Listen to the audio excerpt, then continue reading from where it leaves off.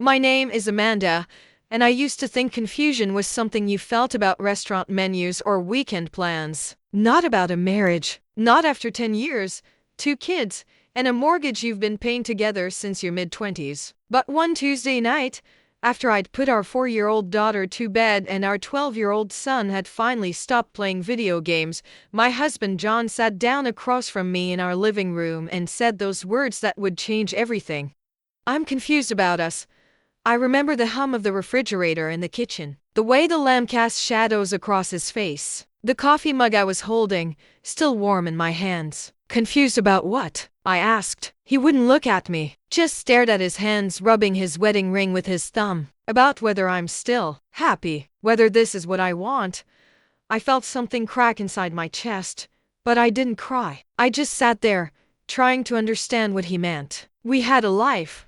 A whole life. 2 kids who needed us. A house we'd scraped together every penny to buy. What was there to be confused about? He said he needed space. Time to think. That it wasn't about me, it was about him figuring things out. I wanted to believe him. I really did. But over the next few weeks, something shifted. I stopped trying to fix whatever he thought was broken. I stopped asking questions. I started watching. And what I saw made everything clear. His confusion had a name.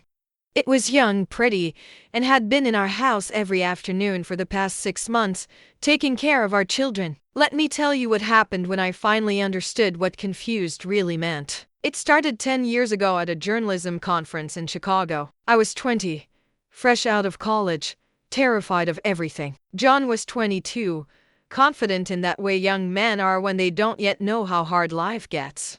He made me laugh during a panel about digital media, and by the end of the weekend, I'd given him my number. We got married young. Maybe too young, people said, but it felt right. Tyler came a year later, and suddenly we were parents figuring out diapers and daycare and how to survive on 2 entry-level salaries. We grew up together, really. Built our lives from scratch. Found the house with the blue shutters in a neighborhood with good schools.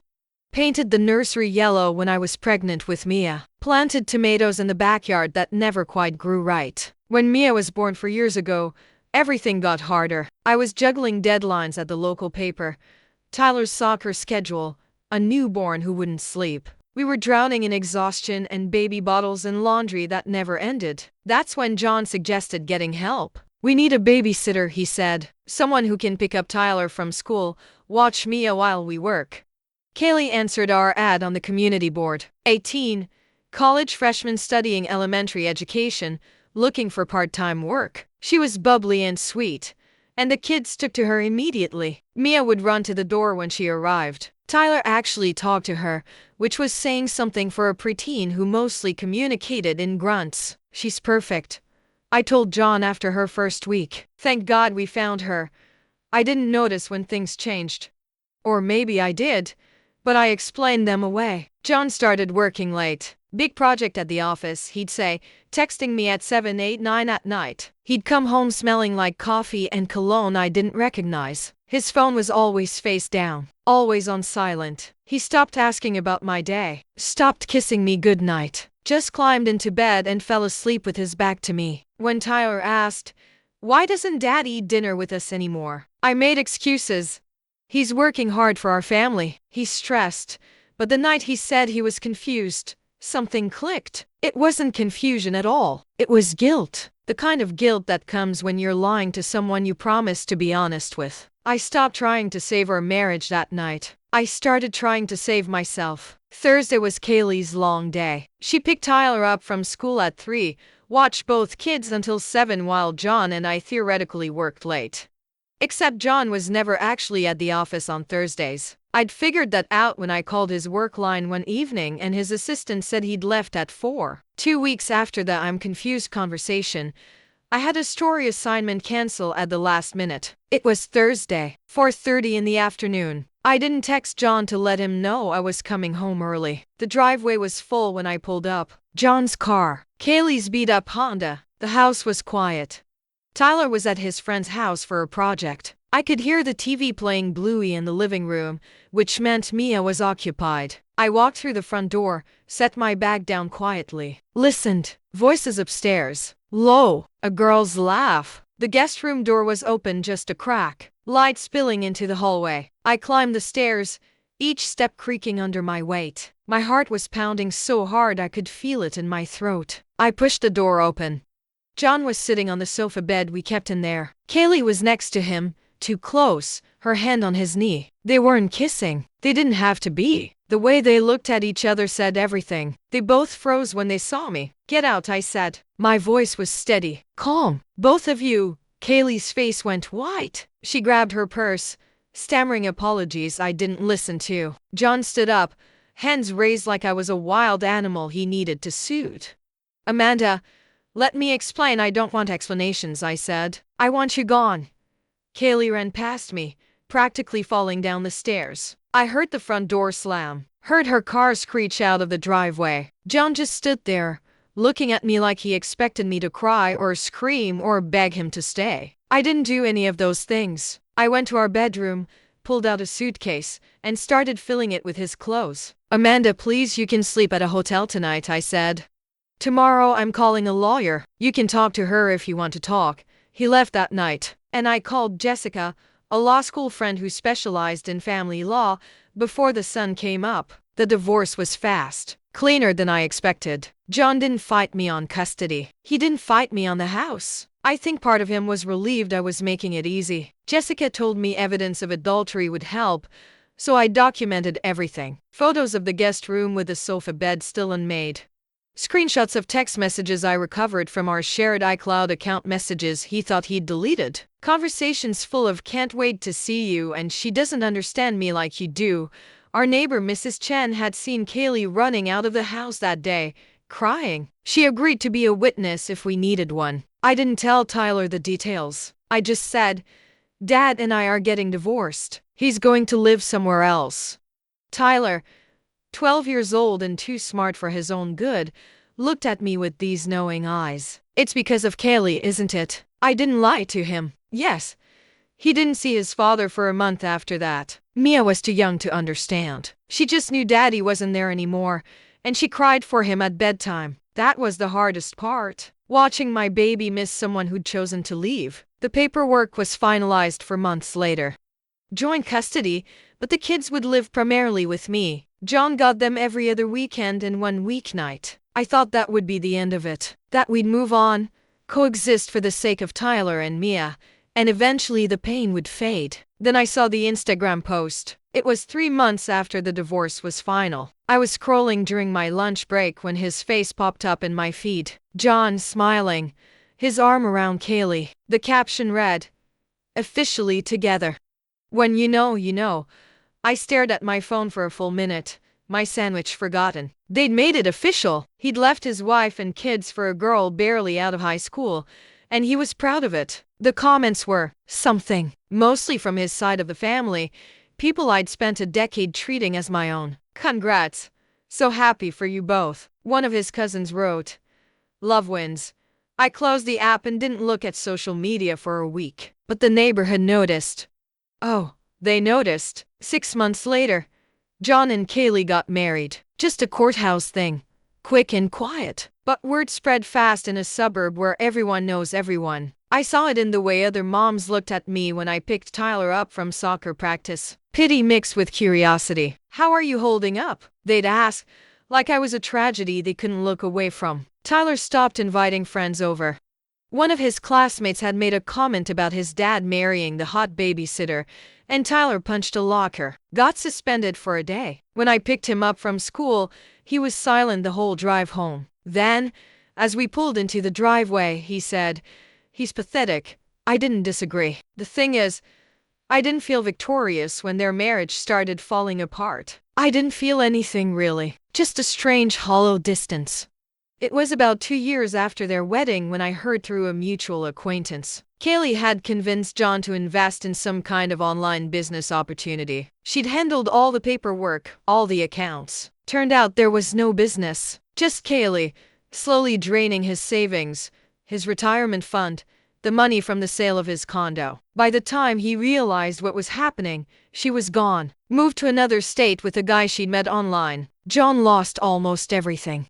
Had to sell his car, move into a small apartment on the edge of town. He kept showing up for his custody weekends, but Tyler refused to go. "I don't want to see him," he'd say, and I didn't force it. When people asked me how I felt about John's situation, I told them the truth. I feel sorry for him.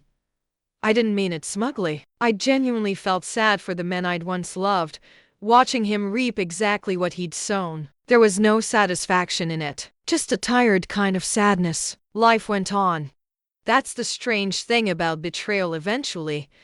It just becomes part of your history, not your present. Tyler started high school, grew taller than me, started dating a girl from his English class. He was doing okay. Better than okay, actually. He'd started talking to his dad again, short phone calls, occasional visits. I never asked him to. I figured that was his choice to make. Mia adjusted the way kids do. She didn't remember much about John and me being together. This was just her normal mom's house most of the time, dad's apartment sometimes. I got promoted at the paper, started covering bigger stories, investigations that mattered. Work became something I looked forward to instead of something I did to survive. And then there was Daniel. We met at a press conference about a year after the divorce. He was covering it for a competing outlet. We got coffee afterward, talked about journalism and the state of local news and how neither of us could afford to buy a house in this market. It wasn't love at first sight. It was something quieter, easier. We started seeing each other. No pressure. No labels. Just dinner sometimes, movies on weekends when I didn't have the kids. He met Tyler and Mia eventually. They liked him. He didn't try to be their dad, which I think is why it worked. I wasn't looking to get married again. I told Daniel that upfront. I did the marriage thing. I'm good. He laughed. That's fine. I'm not trying to lock you down. I just like spending time with you. It was exactly what I needed. Someone who saw me as Amanda, not as a divorcee or a single mom or a woman to be pitied. Just me. Then, 4 years after the divorce, my phone rang with a number I hadn't seen in months. John. I almost didn't answer, but something made me pick up. "Hey," he said. His voice sounded smaller than I remembered. "Can we meet? I need to talk to you." I hesitated. About the kids. About everything. We met at a cafe halfway between our houses. Neutral territory. He looked older, not just older worn, gray at the temples, lines around his eyes that hadn't been there before. He'd lost weight, and not in a good way. We ordered coffee, sat across from each other in silence for a moment. "I'm sorry," he said finally, "for all of it. The lying, the cheating, the way I left. You didn't deserve any of it." I didn't say anything, just waited. "I know I can't take it back," he continued, "but I've had a lot of time to think about what I lost, about how stupid I was." "Okay," I said. He looked at me, hope flickering in his eyes. "Do you think? Is there any chance we could try again? For the kids, for the family we built?" I set my coffee cup down, looked at this man I'd once promised forever to. "No, John, we can't." His face fell. "But the kids are fine," I said gently. "Tyler's doing well. Mia's happy. They don't need us to be married to be okay. But don't they deserve to have their parents together? They deserve to have a mother who respects herself," I said. "And I finally do." He stared at me. "You're seeing someone." It wasn't a question. "I am," I admitted. "But that's not why I'm saying no. I'm saying no because I don't want to go back. I don't want to be with someone who could do what you did. It was a mistake," he said, his voice breaking. "I was stupid. I was selfish, you were." I agreed. "And I'm sure you've learned from it." "I hope you have. But I've learned something too." "What?" "That I don't need to forgive you to move on. I don't need closure or apologies or second chances. I just need to keep living the life I've built without you." I stood up, pulled on my jacket. "The kids can decide what kind of relationship they want with you," I said, "but I've already decided about mine. I'm done." I walked out of that cafe and didn't look back. When I got home, Tyler was in the kitchen making a sandwich. He looked up when I came in. "Dad called," he said. "Asked if I thought you'd give him another chance." I stopped. "What did you tell him?" Tyler smiled a real smile, not the sad, tight one he'd worn for so long. "I told him you were too smart for that." Mia wandered in, wearing her favorite unicorn pajamas. "Mom, can we watch a movie tonight?" "Sure, baby. Pick one out." She ran off to the living room, already shouting her choice. Tyler looked at me. You okay? I nodded. Yeah, I really am. That night, the three of us curled up on the couch with popcorn and watched some animated movie about friendship and bravery. Mia fell asleep halfway through, her head on my lap. Tyler stayed awake until the end. As the credits rolled, he said, "I'm proud of you, Mom, for not taking him back."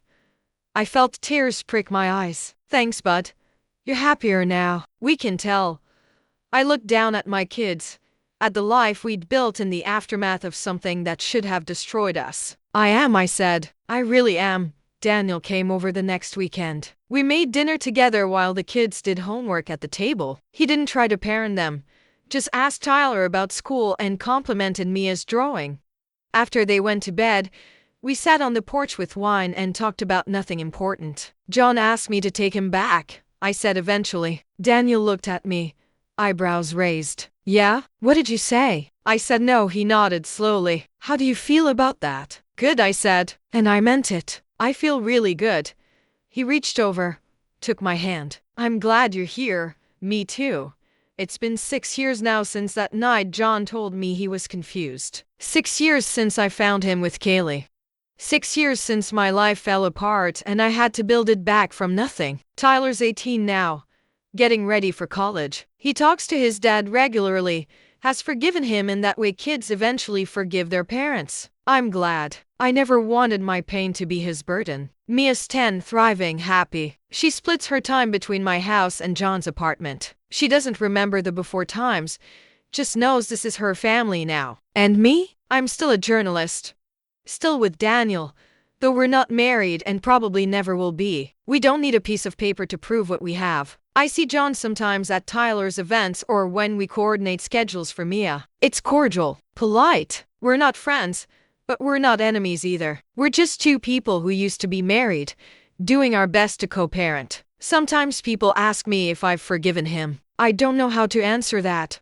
Forgiveness feels like something you give to people who've earned it, and I'm not sure John has. But I don't carry anger anymore either. Just acceptance. He made choices that destroyed our marriage. I made choices that saved myself. Looking back now, I can see that his confusion wasn't about our marriage at all. It was about growing up, about being tempted by something that felt exciting and new, about taking the easy way out instead of doing the hard work. And my clarity, the thing I found after he left, wasn't about him either. It was about realizing that I'd spent too long trying to be enough for someone who'd already decided I wasn't. If I could tell someone going through this, someone whose partner just told them they're confused, I'd say this: confusion is a coward's word. It's what people say when they've already made their choice but don't want to own it yet. And when someone tells you they're confused about loving you, believe them. Not because they don't know their own heart, but because you deserve someone who's certain. I don't need John to be sorry. I don't need him to suffer or fail or come crawling back. I just needed him gone so I could finally figure out who I was without him. And it turns out, I'm pretty okay. Better than okay. I'm free.